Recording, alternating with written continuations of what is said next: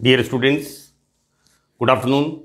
Myself, Dr. Ashish Garg, Associate Professor in Chemistry, SEAT, R.N. Ruia, Government College, Ramgarh Shekhawati, district Sikar, Rajasthan. बच्चों, BSc part third में first paper inorganic chemistry में हमने topic start किया हुआ है bio inorganic compounds कि किस प्रकार से इनऑर्गेनिक एलिमेंट्स, हम जो एलिमेंट्स पीरियोडिक टेबल में देखते हैं, ये एलिमेंट्स बच्चों पीरियोडिक टेबल से मतलब है कि हमने पीरियोडिक टेबल में एलिमेंट्स को एक सिस्टमेटिक तरीके से रखा हुआ है। हम अपने टॉपिक पर यहां पर आते हैं तो किस तरह से इनऑर्गेनिक एलिमेंट्स हमारी जैविक क्रियाओं के लिए, बायोलॉजिकल एक्टिविटीज के लिए इंपॉर्टेंट है। बच्चों, ये 8वां भाग है और अभी तक मैं छोटा सा आपको 2 मिनट के लिए इसको एक बार रिकॉल करा दूं। मैंने बिगिनिंग से बताया कि किस तरह से iodine is important for the endocrine gland, thyroid के लिए इंपॉर्टेंट होता है to produce thyroxine. Iodine, calcium, potassium, sodium, magnesium, iron, यानी इनऑर्गेनिक एलिमेंट्स के बिना प्लांट्स और एनिमल में जीवन असंभव प्रतीत होता है। बच्चों, मैंने यहां पर थोड़ा सा आपके पाठ्यक्रम से हट करके ये 7-8 मेटल्स हैं जिनके बारे में मैंने बताया है कि ये बहुत ही महत्वपूर्ण हैं जीवन के लिए।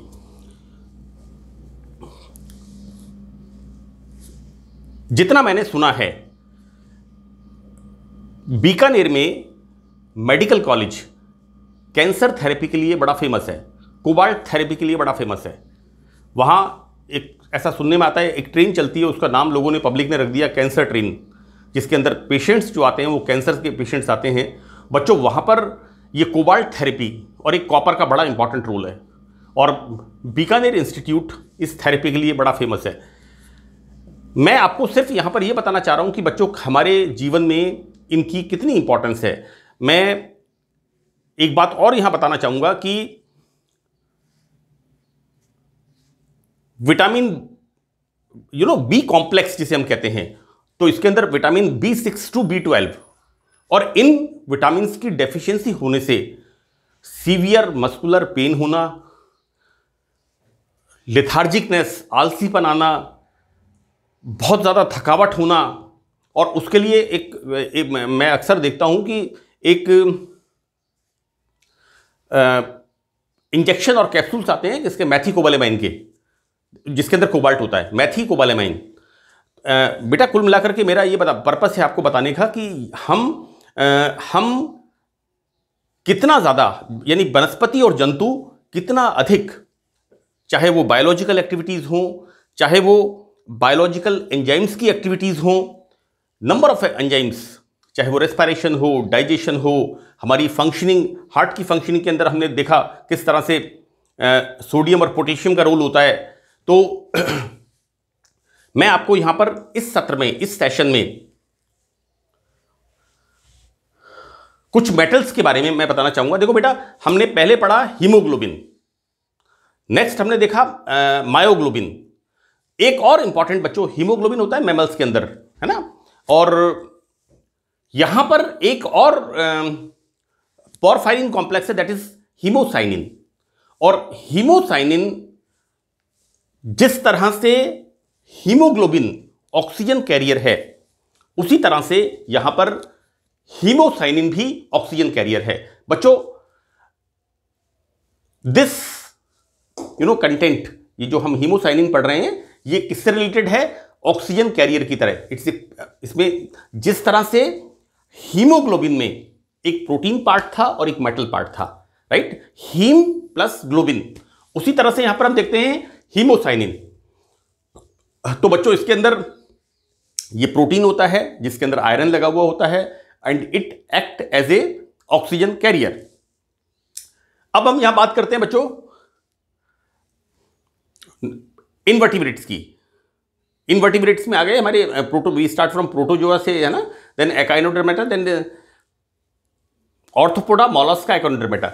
बच्चों यहां पर मोलस्का, 8th फाइलम जो होता है इनवर्टिब्रेट्स के अंदर, तो यहां पर मोलस्का व ऑर्थोपोड्स के अंदर इन एनिमल्स के जो ब्लड में होता है दैट इज हीमोसाइनिन, है ना। मैं सिर्फ आपको ये एक सामान्य जानकारी के लिए चीज मैं आपको बता रहा हूं कि यहां पर जो इन्वर्टिब्रेट एनिमल्स होते हैं ऑर्थोपोडा एंड मोलस्का, इसके अंदर जो एनिमल्स होते हैं उनमें ऑक्सीजन कैरियर का कार्य काम करता है यहां पर हीमोसाइनिन।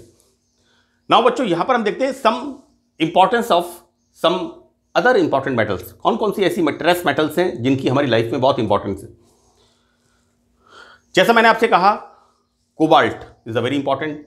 तो बच्चों यहां पर विटामिन बी 12 का दिस इज द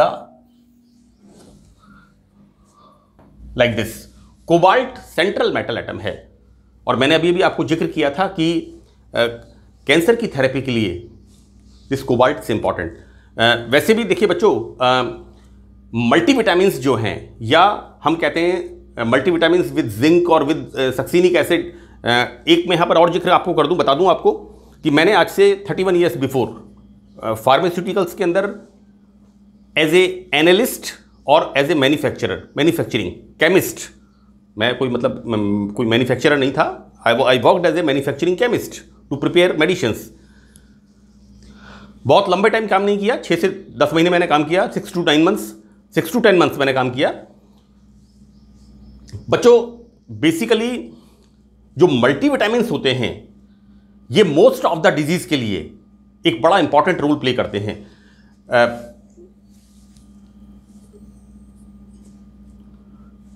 देखिए बच्चों यहां पर हम नेक्स्ट देखते हैं इसके अंदर कि मॉलिबेडेनम बच्चों इट्स वेरी इंपॉर्टेंट। मैंने यहां पर जिक्र किया है, दिस इज द मॉलिबेडेनम।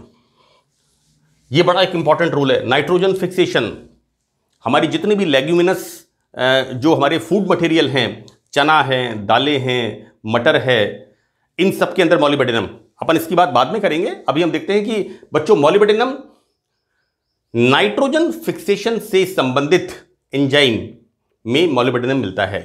मैं यहां पर नाइट्रोजन फिक्सेशन बताऊंगा, तब उसके अंदर आपको बताऊंगा। वैसे ये नाइट्रोजन फिक्सेशन आपके लिए नया नहीं है, आप लोगों ने 11th और 12th क्लास के अंदर नाइट्रोजन स्थिरीकरण के बारे में काफी डिटेल में आप पढ़ चुके होते हैं। लेकिन चूंकि ये हमारे सिलेबस का पार्ट है तो इसको हमें यहां पर पढ़ना है। जिंक बच्चों ये भी एंजाइम्स का एक बड़ा इंपॉर्टेंट पार्ट है, राइट। जिंक का बड़ा इंपॉर्टेंट रोल यहां पर होता है। नेक्स्ट इसमें है बच्चों मैग्नीज। ये अनेक एंजाइम्स को सक्रिय करता है।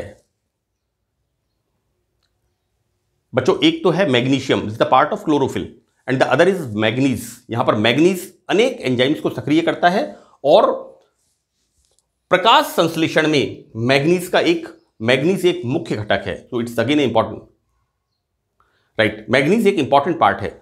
नेक्स्ट बच्चों यहां पर निकल। तो जो ब्लड सीरम होता है, ब्लड सीरम की प्रोटीन्स में ये निकल होता है। नेक्स्ट बच्चों यहां पार्ट हम देखते हैं दैट इज अ क्रोमियम। ये हायर एनिमल्स, हम मैमल्स की बात कर लें तो हायर एनिमल्स के लिए एक अत्यंत आवश्यक मेटल है, तत्व है, और यह इंसुलिन के साथ रक्त में ग्लूकोज को नियंत्रित करता है। So again chromium is a important metal. Now एक बात मैं आपको और बता दूं, this is the next is the vanadium, right. बच्चों वेनेडियम इनवर्टिब्रेट एनिमल्स के लिए बहुत अधिक आवश्यक है। यहां पर मैं एक बात का और जिक्र कर दूं, जैसा कि मैंने आपको बताया कि मैंने फार्मास्यूटिकल्स में काम किया है। बच्चों ये जो एपिडेमिक का टाइम है, महामारी का टाइम है, इसके अंदर हम बार बार जो बात करते हैं वो करते हैं नेचर के साथ इन्वॉल्व होने की। हम देखते क्या है कि एक वर्ग ह्यूमन बीइंग्स का हो चाहे वो एनिमल्स का हो, एक वर्ग जो नेचर से बिल्कुल डिटैच हो गया, लाइफ बिकम्स आर्टिफिशियल। हम अच्छे फ्लैट्स में रहते हैं, सिंथेटिक कपड़े पहनते हैं, रिफाइंड फूड खाते हैं, मैदा से बना हुआ खाना, हम आटे से बना हुआ खाना यूज़ नहीं करते, हम फास्ट फूड एंड इसका कोई लिमिट नहीं है। मैं आपको मोटा मोटा आपको बता दूं बच्चों कि जो लोग नेचर के साथ इन्वॉल्व हैं, मैंने कुछ न्यूज़पेपर्स में स्टडीज़ पढ़ी थी कि जो लेबर है या जो बेगर्स हैं उनके अंदर कोरोना का इम्पैक्ट नहीं है, क्योंकि उनका रेजिस्टेंस स्ट्रांग है, वो नेचर के साथ इन्वॉल्वमेंट उनका है, राइट। और जो लोग बिल्कुल अपनी लाइफ रिफाइंड वे में बहुत ही ज़्यादा प्रिसाइसली अपनी लाइफ को मेंटेन करते हैं, तो वो जल्दी इन्फेक्शन का शिकार होते हैं, क्योंकि उनके अंदर एंटीबॉडीज नहीं होती। इसका मतलब ये बिल्कुल नहीं है कि हम गंदगी में रहें, हमें सिर्फ एक बात का ध्यान रखना है कि हम नेचर के साथ इन्वॉल्व रहें। बच्चों देखिए, वेनेडियम मेटल, मैं वेनेडियम की बात करूंगा एक बार के लिए। देखिए, वेनेडियम मेटल होम्योपैथी की एक बड़ी इंपॉर्टेंट मेडिसिन है, और इसमें समटाइम्स कभी कोई कार्डियक अरेस्ट होता है और ऑक्सीजन लेवल जब डाउन होता है तब वेनेडियम का यूज करते हैं to upgrade the oxygen level. तो वेनेडियम का बड़ा इंपॉर्टेंट रोल है। जैसे मैंने यहां लिखा है इनवर्टिब्रेट्स में और वर्टिब्रेट्स में। आप जो मैं फैक्ट्स आपको बोल रहा हूं, आप होम्योपैथिक मैटेरिया मेडिका के अंदर उसको आप गूगल के ऊपर लगा करके आप देख सकते हैं। तो बच्चों यहां पर हम देखते क्या है कि ये सारे मेटल्स या सारे एलिमेंट्स हमारे जीवन के लिए बहुत ही अधिक उपयोगी हैं। मैं यहां पर बात कर रहा था कि किस तरह से जो व्यक्ति नेचर के साथ इन्वॉल्व होता है। बच्चों, हम नेचुरोपैथी के लिए जाते हैं तो वहां पर हम क्या करते हैं, मिट्टी का लेप करते हैं हमारे ऊपर, मुल्तानी मिट्टी, इसका एक टेक्निकल नेम होता है फार्माकोपिया के अंदर, दैट इज केओलिन। मुझे याद है, मैंने समटाइम्स एक बार एक सैंपल आया था और मेरे को बोला कि आपको केओलिन का एनालिसिस करना है। हमारे जो चीफ केमिस्ट थे उन्होंने कहा कि आपको केओलिन का एनालिसिस करना है। मैंने कहा पता नहीं केओलिन क्या चीज़ है। वो पता लगा मुझे केओलिन तो मुल्तानी मिट्टी का टुकड़ा था, राइट। और उस मुल्तानी मिट्टी के अंदर जो अलग अलग एलिमेंट्स थे उनका मैंने एनालिसिस किया, तो number of these elements, number of elements Multani मिट्टी के अंदर। इसके अलावा मैं आपको बताऊं बच्चों, मैं सवाई माधोपुर साइड में रहा हूं और सवाई माधोपुर साइड में गांवों के अंदर एक मिट्टी यूज करते हैं, काली मिट्टी। ब्लैक सॉइल आती है, काली मिट्टी आती है, और वो काली मिट्टी वो लोग यूज करते हैं सोप की जगह, और स्पेशली हेयर कंडीशनर, बालों में उस काली मिट्टी को लगाते हैं, है ना। और आजकल जितने भी ये फेस पैक्स आते हैं इसके अंदर मुल्तानी मिट्टी मिली हुई होती है, केओलिन, जो पुराने टाइम में यूज किया करते थे। मुझे याद है आज से 35 साल 40 साल पहले घरों में महिलाएं फेस पे यूज करती थी मुल्तानी मिट्टी को और काली मिट्टी को सर के बाल धोने के लिए। मैं यहां पर इसलिए कोट कर रहा हूं कि ये जो फैक्ट चीज मैं आपको बोल रहा हूं, ये मैंने 40 साल पहले यूज करते हुए 40 ईयर्स बैक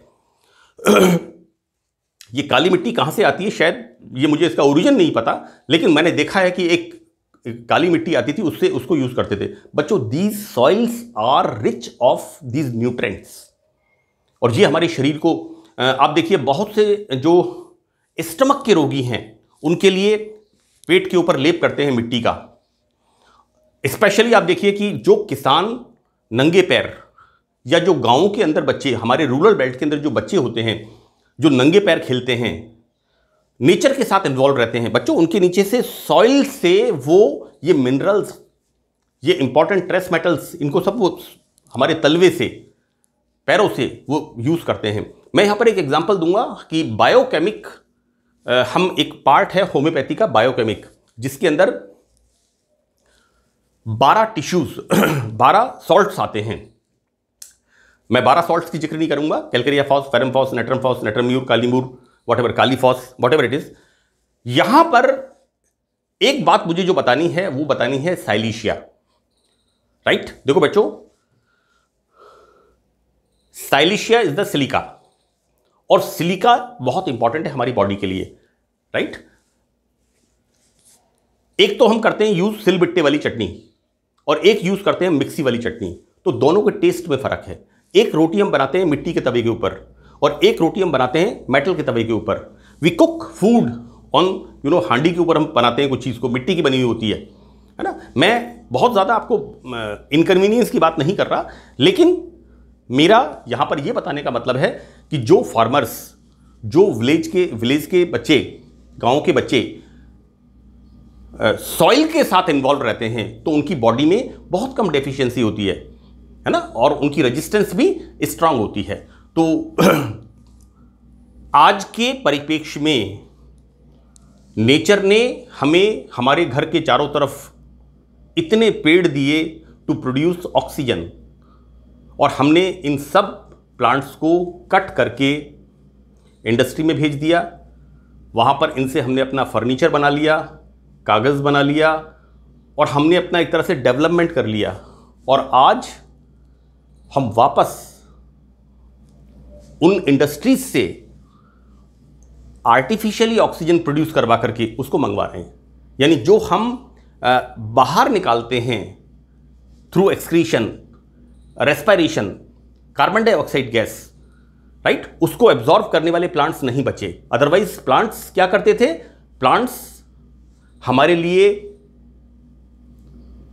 प्राणनाशक कार्बन डाइऑक्साइड को सोख करके जीवनदायिनी ऑक्सीजन प्रोड्यूस करते थे। बच्चों, मैं सारी बातें मैंने यहां पर कह दी, आप सब जानते हैं इन चीजों को। अब देखिए, हम यहां पर बात करेंगे नाइट्रोजन फिक्सेशन, हमारे पाठ्यक्रम का अगला टॉपिक। देखिए बच्चों, यहां पर जब हम प्लांट क्लासिफिकेशन पढ़ते हैं तो उसके अंदर एक फैमिली पढ़ते हैं लेग्यूमिनेसी, और लेग्यूमिनेसी में चना, मटर, राइट। चने का बॉटनिकल नेम है साइसर एरिटिनम और मटर का आई फॉरगेट इट। तो बेटा क्या है बेटा, लेग्यूमिनस जो प्लांट्स होते हैं, मटर और चना सेम है ना। दालें बड़ी इंपॉर्टेंट है क्योंकि ये सोर्स ऑफ प्रोटीन, और प्रोटीन क्या होता है इसमें? Nitrogen. Amino acids polypeptide, peptide bond के द्वारा पॉलीपेप्टाइड, एंड पॉलीपेप्टाइड्स क्या करते हैं? To synthesise the protein, right. ये कोई नई चीज नहीं है बच्चों, बीएससी पार्ट 3 के बच्चे हैं आप लोग, और मैंने बीएससी पार्ट 3 के ऑर्गेनिक वाले पार्ट के अंदर ये पूरी unit amino acids, proteins and nucleic acids, ये कंप्लीट यूनिट मैंने डाली है। तो यहां पर बच्चों देखते हैं हम कि लेग्यूमिनस प्लांट्स जैसे मटर, चना, सेम आदि की जड़ों में सूक्ष्म जीवाणु rhizobium, this is the important name. ये हम बच्चों देखिए 9th क्लास से 10th क्लास से पढ़ते हुए आते हैं कि एक बैक्टीरिया होता है राइजोबियम।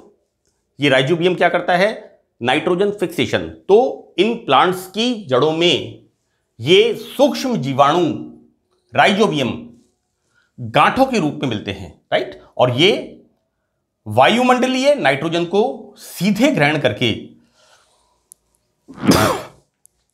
उसे ऐसे यौगिकों में परिवर्तित करते हैं जो प्लांट्स द्वारा ग्रहण कर लिया जाता है। और बच्चों, ये जो सीधे डायरेक्ट एब्जॉर्ब जो होते हैं मिनरल्स है ना, ये होते हैं in the form of nitrates and in the form of nitrites. बच्चों, पास्ट में आज से लगभग 75-74 के आसपास हरित क्रांति हुई। उसके पहले 50 साल 100 साल पहले बहुत ज़्यादा साइंस, मैं यूरोप की बात नहीं कर रहा, मैं इंडिया की बात कर रहा हूँ, भारत की बात कर रहा हूँ। यहाँ बहुत ज़्यादा साइंस का डेवलपमेंट नहीं था उस समय। देखिए बच्चों, सारी चीज़ें साइंटिफिकली, गेहूं की फसल के साथ चने को बोते थे। मैंने सुना है कि गेहूं की फसल के साथ चने को बोते थे जिससे जमीन की उर्वरा शक्ति बनी रहे। किस फॉर्म में?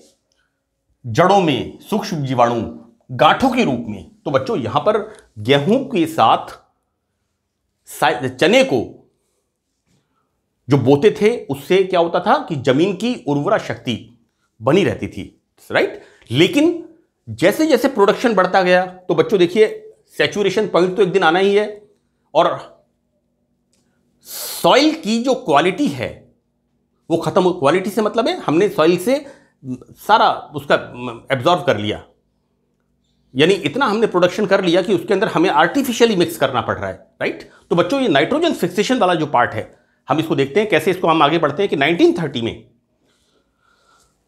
यह पता लगा कि मॉलिबेडेनम की बहुत कम मात्रा इन जीवाणुओं की, दिस वन राइजोबियम की उत्पत्ति के लिए आवश्यक होती है। राइट। अब बच्चों देखिए यहां पर निम्न कारक नाइट्रोजन फिक्सिंग बैक्टीरिया के लिए अत्यंत आवश्यक होते हैं। Number first, ATP is the source of energy, adenosine triphosphate. Second is the ferredoxin, and third is the metalloenzymes. So these three factors are very important to produce this nitrogen fixing bacteria rhizobium. बच्चों यहां पर enzyme है nitrogenous. ये nitrogenous सबसे अच्छा Metlo enzyme है, जिसके अंदर मेटल पार्ट होता है। This is the Metlo enzyme. बच्चों ये नाइट्रोजन को NH3 में अपचयित करता है एवं ट्रिपल बॉन्ड एसिटिलीन को ओलिफिन्स, बच्चों एल्काइंस को एल्कीन के अंदर, ओलिफिन्स मतलब एल्कीन्स के अंदर डबल बॉन्ड वाले में, यहां पर क्या हो रहा है, रिडक्शन। यहां पर रिडक्शन हो रहा है, तो यहां पर क्या होगा, C ट्रिपल बॉन्ड C किस में बदल जाएगा, CH double bond CH। Right. मैं यहां पर देखिए वैलेंसी की बात नहीं कर रहा हूं, मैं बॉन्ड की बात कर रहा हूं। ट्रिपल बॉन्ड एल्काइंस किस में बदल रहे हैं, एल्कीन्स के अंदर। बच्चों नाइट्रोजिनेस में दो प्रोटीन होते हैं और इनमें से एक क्या होता है, that is molybdenum and iron. इसका नाम होता है बच्चों, this is molybdo ferredoxin. This is the enzyme, sorry this is the protein, this is the protein that is molybdo ferredoxin is the protein. दो प्रोटीन, इनमें एक प्रोटीन तो ये वाला होता है जो ब्राउन कलर का होता है और हाइग्रोस्कोपिक नेचर से एटमॉस्फेयर मॉइस्चर को एटमॉस्फेयर से एब्जॉर्ब करता है। और दूसरा बच्चों यहां पर होता है yellow protein, one is the brown protein, this is the molybdenum and iron, this is molybdo ferredoxin, this is one protein and the second one is the yellow protein. बच्चों इसके अंदर आयरन होता है, तो ये एजीफेरोडॉक्सिन कहलाता है। तो ये बच्चों ये दो जो नाइट्रोजिनेस इसकी हम बात कर रहे हैं, एंजाइम की बात कर रहे हैं, और नाइट्रोजिनेस एंजाइम में दो तरह के प्रोटीन, एक प्रोटीन होता है molybdo ferredoxin and the other is azoferredoxin. Right. इनको बच्चों आपको ध्यान रखना है। मैं नेक्स्ट पार्ट में नाइट्रोजन फिक्सेशन, इसका क्या प्रोसेस है, इसको मैं शॉर्ट में आपको बताऊंगा। वैसे नाइट्रोजन फिक्सेशन बच्चों आप लोग जो बायोलॉजी के स्टूडेंट्स हैं वो 12th में, 11th में और नेचुरली बीएससी क्लासेस के अंदर फर्स्ट ईयर सेकेंड ईयर में आप लोग फिजियोलॉजी पार्ट पढ़ते हैं, चाहे वो प्लांट्स हो चाहे वो एनिमल्स हो, दोनों के अंदर आप फिजियोलॉजिकल पार्ट पढ़ते हैं। और ये नाइट्रोजन फिक्सेशन की हम बात कर रहे हैं किसके, प्लांट्स के अंदर। तो ये बच्चों प्लांट फिजियोलॉजी के अंदर आपने इसको जरूर स्टडी किया होगा। खैर इसको हम अपने नेक्स्ट लेक्चर के अंदर डिस्कस करेंगे। तो यहाँ पर इस लेक्चर को हम समाप्त करते हैं। That's all in this lecture. Thank you.